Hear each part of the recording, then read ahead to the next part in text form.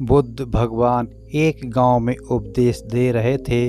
उन्होंने कहा कि हर किसी को धरती माता की तरह सहनशील तथा क्षमाशील होना चाहिए।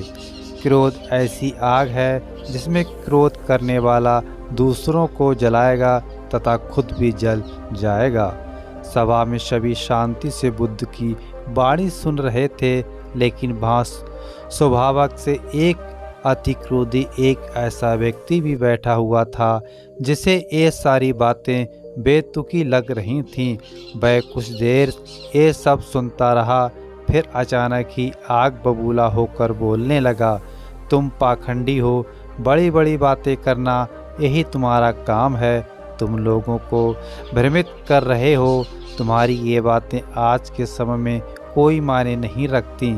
ऐसे कई कटु वचने सुनकर भी बुद्ध शांत रहे। अपनी बातों से ना तो वह दुखी हुए, ना ही कोई प्रतिक्रिया की।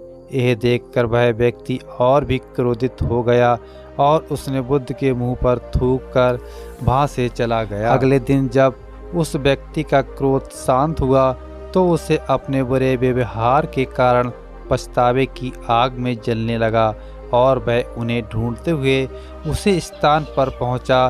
पर बुद्ध कहाँ मिलते, वह तो अपने शिष्यों के साथ पास वाले एक अन्य गांव निकल चुके थे।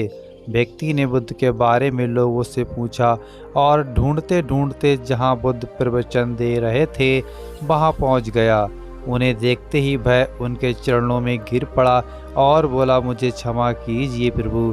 बुद्ध ने पूछा, कौन हो भाई, तुम्हें क्या हुआ, क्यों क्षमा मांग रहे हो? उसने कहा, क्या आप भूल गए, मैं वही हूँ जिसने कल आपके साथ बहुत बुरा व्यवहार किया था। मैं शर्मिंदा हूँ, मैं मेरे दुष्ट आचरण की क्षमा याचना करने आया हूँ। भगवान बुद्ध ने प्रेम पूर्वक कहा, बीता हुआ कल तो मैं वहीं छोड़कर आ गया और तुम अभी भी वहीं अटके हुए हो। तुम्हें अपनी गलती का आभास हो गया, तुमने पश्चाताप कर लिया, तुम निर्मल हो चुके हो। अब तुम आज में प्रवेश करो। बुरी बातें तथा बुरी घटनाएं याद करते रहने से वर्तमान और भविष्य दोनों बिगड़ते जाते हैं। बीते हुए कल के कारण आज को मत बिगाड़ो। उस व्यक्ति का सारा बोझ उतर गया। उसने भगवान बुद्ध के चरणों में पड़कर क्रोध त्याग का तथा क्षमाशीलता का संकल्प लिया। बुद्ध ने उसके मस्तिष्क पर आशीष का हाथ रख उस दिन से उसमें परिवर्तन आ गया और उसके जीवन में सत्य, प्रेम व करुणा की धारा बहने लगी। बहुत सारा बार हम भूल में की गई किसी गलती के बारे में सोचकर बार बार दुखी होते और खुद को कोसती हैं।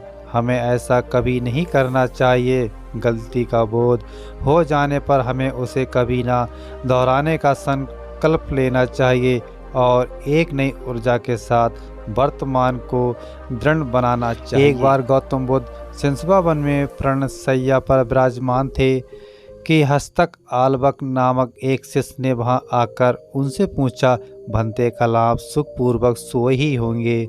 हाँ कुमार, कल मैं सुख की नींद सोया, किंतु भगवान कल रात तो हिमपात हो रहा था और ठंड भी कड़ाके की थी। आपके पत्तों का आसन तो एकदम पतला है, फिर भी आप कहते हैं कि आप सुख की नींद सोए। अच्छा कुमार, मेरे प्रश्न का उत्तर दो।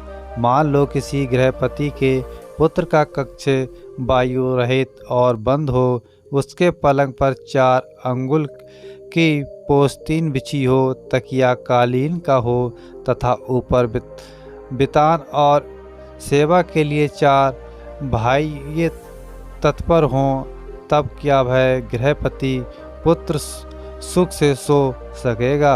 हाँ भंते, इतनी सुख सुविधाएं होने पर भला वह सुख से क्यों ना सोएगा, उसे सुख की नींद ही आएगी। किंतु कुमार, यदि उस गृहपति पुत्र को रोग से उत्पन्न होने वाला शारीरिक या मानसिक कष्ट हो तो क्या वह सुख से सोएगा? नहीं भंते, वह सुख से नहीं सो सकेगा। और यदि उस गृहपति पुत्र को देश या मोह से उत्पन्न शारीरिक या मानसिक कष्ट हो तो क्या वह सुख से सोएगा?